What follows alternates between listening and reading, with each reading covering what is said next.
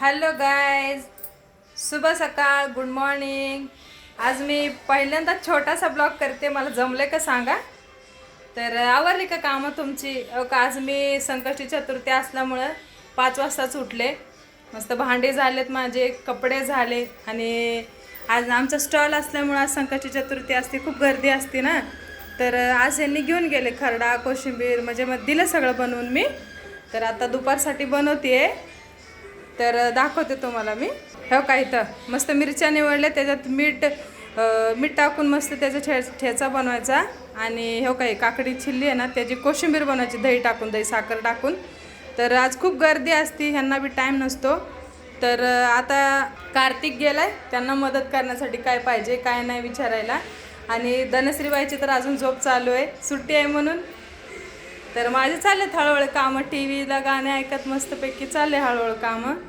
तर तुमचं काय चाललं आहे मला सांगा कमेंटमध्ये. आणि हे कधी वाटलं ना तुम्हाला, पुण्याला जरी आला स्टेशनच्या इथं, तर शिवशंकर वडेवाले कुठे म्हणलं ना, कुणीही सांगेल तुम्हाला, तर नक्की या. साबुदाणा वडा मस्तपैकी, त्याच्यासोबत काकडीची कोशिंबीर आणि खायचा ठेचा आणि लस्सीसुद्धा. गाईस, मी बनवते लस्सी घरात. आणि तुम्ही नक्की या. आणि आला म्हणजे फक्त विचारायचं की शिवशंकर वडेवाले कुठे.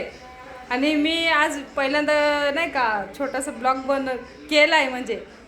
तर मला सांगा कमेंटमध्ये कसं झालं. आणि व्हिडिओ आवडला ना, लाईक कमेंट नक्की करा, शेअरसुद्धा करा. Bye guys.